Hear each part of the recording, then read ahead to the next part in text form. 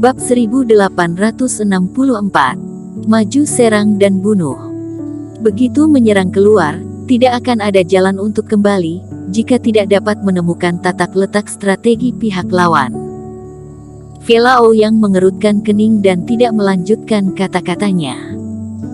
Hati semua orang sedikit tenggelam, siapapun tahu bahwa dalam menghadapi lautan monster yang bergejolak, setelah bergegas keluar, konsumsi semua orang pasti jauh lebih banyak daripada bertahan di lembah. Dan jika tidak menemukan kelemahan dari partai Jihuo, mereka harus berjuang di rawa di mana tidak ada tempat untuk berlindung. Nasib orang-orang itu, kemungkinan hanya ada kematian. Erikin, apakah kamu menemukan sesuatu? Velao yang bertanya. Semua orang juga memandang Erikin. Bukannya mereka tidak percaya pada Erikin, tetapi masalah ini sangat berisiko, ini masalah besar dan harus berhati-hati.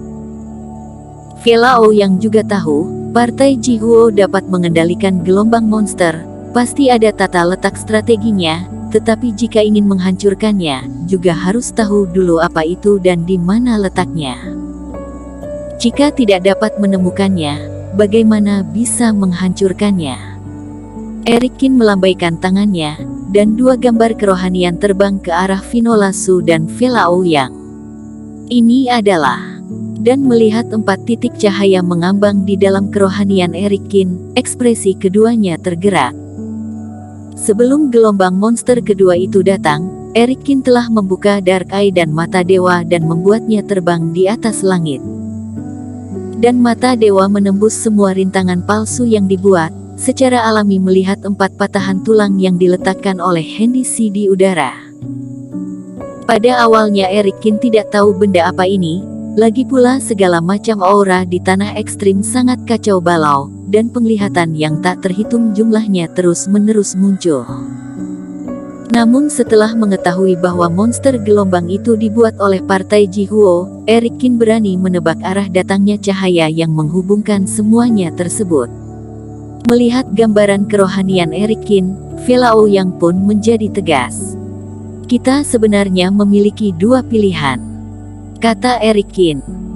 Yang pertama adalah tetap di sini dan bertaruh apakah partai Jihuo dapat mengusir cukup banyak monster iblis untuk menciptakan gelombang monster.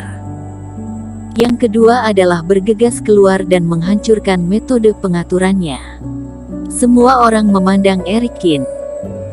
Jika tetap di lembah, selama partai Jihuo tidak dapat menemukan monster iblis, krisis tentu saja akan teratasi, tetapi siapa yang dapat menjamin kapan partai Jihuo tidak akan menemukan monster iblis? Kata Erikin. Melakukan ini sama saja dengan menyerahkan nasib kepada pihak lain, aku tidak suka ini. Kata Finolasu. Aku suka saran Erikin. Aku juga setuju dengan cara Erikin, terlalu pasif untuk tinggal di sini, daripada begitu, lebih baik keluar dan bertaruh. Velao yang juga berkata, nasib harus di tangan sendiri. Erikin, Finolasu dan Velao yang semuanya memiliki pemikiran yang sama. Erikin, beritahu aku apa yang harus aku lakukan setelah bergegas keluar. Samar-samar, semua orang yang dipimpin oleh Erikin, menganggapnya sebagai panglima tertinggi dan mematuhi instruksinya. Setelah kita bergegas keluar, harus mengikuti titik cahaya itu, tidak ada yang perlu dikhawatirkan selama perjalanan ini, karena monster iblis memahami wilayah di tanah ekstrim, sehingga tidak akan terjadi kebocoran dan retakan di area tempat mereka berjalan. Erikin menganalisis. Kuncinya adalah saat sudah sampai di dekat titik cahaya, menurut perkiraanku, monster iblis pasti lebih padat di sana. Jadi saat itu, kalian akan menghentikan monster iblis, dan serahkan titik cahaya itu padaku. Tapi kita masih belum tahu cahaya apa itu, apalagi letaknya tinggi di atas langit, jika ingin menghancurkannya pasti akan sangat berbahaya. Velao yang khawatir. Kalau tidak kamu saja yang pergi bersama dengan Finolasu, aku akan tinggal dan mempertahankan formasi. Tidak bisa, Hanya satu orang di dalam formasi tidak cukup, titik cahaya itu serahkan saja padaku, benda ini pasti akan hancur. Erikin melirik dengan tegas. Hati semua orang juga tercengang, mereka merasakan kepercayaan diri yang kuat yang dipancarkan oleh Erikin. Waktu terus mendesak, dan semua orang tidak bertele-tele lagi, masih banyak hal yang perlu diluruskan. Maju serang balik, ini berbeda dari semua orang yang akan bergegas ke sungai tanpa batas. Meskipun mereka semua meninggalkan lembah, tapi ketika menghadapi monster iblis, banyak orang berkumpul dan tidak mudah untuk dibubarkan oleh gelombang monster. Finola, berapa lama kamu bisa bertahan dengan energi ekstrim yang kamu pinjam? Tanya Erikin. Masih bisa menggunakan setengah lagi. Finola Su berpikir sejenak lalu berkata, sudah cukup, pegang semua tulang ini, dan lihat apakah kamu bisa menggunakannya lagi. Erikin memikirkannya, lalu menatap Vela Ouyang. Dia bisa membuat keputusan untuk pasukan es, tapi tidak bisa memaksa lawan untuk melakukan apapun. Kamu tidak perlu melihatku, karena aku di sini untuk membantu kalian. Tidak apa-apa jika kamu yang membuat keputusan. Vela Ouyang tersenyum dan menyerahkan nyawanya dan pasukan Dewa Angin kepada Erikin. Tapi jika dipikir-pikir, daripada berada dalam pertahanan yang memalukan, lebih baik bergegas keluar dan mengambil inisiatif untuk bertarung.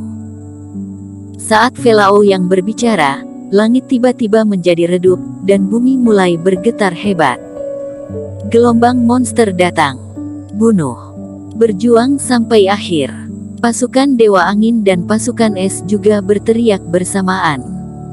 Mengambil napas dalam-dalam, Erikin menghadapi gelombang monster yang mendekat, matanya penuh dengan aura peperangan. Termasuk Finola Su, semua orang percaya pada penilaiannya dan mempercayakan hidup mereka kepada dirinya. Ini adalah beban yang berat dan juga merupakan sumber kekuatannya. Partai Jihuo berhasil mengusir monster iblis dari tanah ekstrim, tentu hal yang harus dibayar tidak sedikit, tetapi dirinya harus membuat mereka melihat, tidak peduli berapa banyak trik tercela yang digunakan, itu tidak akan berarti apa-apa. Erikin, Finola Su, dan Vela Ouyang tiba-tiba terbang, disusul pasukan Dewa Angin dan pasukan es. Bum bum bum. Setelah kerumunan itu terbang keluar dari lembah sejauh ratusan mil, mereka langsung bertabrakan dengan kelompok monster iblis. Kelompok orang ini melarikan diri dari lembah, apa yang mereka coba lakukan. Di kaki Gunung Suci, semua orang melihat Erikin memimpin mereka untuk terbang keluar dan menghadapi monster iblis. Adegan luar biasa ini mengejutkan mereka lagi. Semua orang tahu bahwa dengan bantuan lembah, lebih aman daripada bergegas keluar untuk bertarung secara langsung. Apalagi setelah buru-buru keluar, kultivator bahkan tidak bisa menyusun formasi, ini sama saja melemahkan kekuatan dari pihak Erikin lagi. Bahkan jika mereka ingin menerobos dan melarikan diri, tapi arahnya salah, posisi mereka terbang berada tepat di belakang gelombang monster. Seseorang berkata dengan bingung. Tidak peduli apa yang akan dilakukan, kali ini Erikin, Vela Ouyang, dan yang lainnya pasti menderita kerugian besar. Ada juga orang yang menyombongkan diri. Singkatnya, semua kultivator sulit mengerti, dan banyak berkomentar. Di medan perang, ribuan kilauan cahaya bersinar-sinar. Pola berbentuk pedang yang dibuat Erikin sangat terang, dan jurus pedang pelindung sudah dapat digunakan sampai batasnya.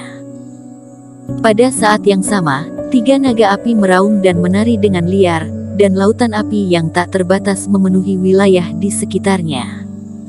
Di antara kerumunan, Erikin adalah yang pertama menyerang, seperti anak panah yang tajam. Tekniknya kuat dan ganas, dia yang paling cocok untuk membuka jalan. Dan Finola Su menjaga bagian tengah, dengan bantuan Ice Phoenix, membekukan semua monster iblis di sekitarnya yang berani mendekat. Vela Ouyang terus di udara, ribuan pedang angin berkibar, memenggal kepala monster iblis yang terbang dan menerobos ke bawah. Pasukan Dewa Angin dan pasukan es masing-masing menggunakan metode untuk memeriksa kelalaian, memastikan formasi yang stabil, dan mendukung ketiganya pada saat yang bersamaan.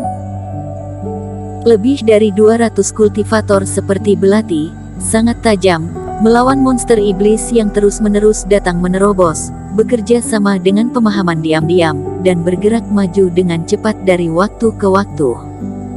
Melihat ke bawah dari langit, semua orang tampak seperti gunting, memotong gelombang monster seperti memberikan luka yang fatal seketika. Setelah dampak yang belum pernah terjadi sebelumnya, tidak tahu betapa jauh akan bertahan, Eric Kin mengangkat kepalanya untuk melihat ke langit, dan sekali lagi membuka mata dewanya. Bersambung.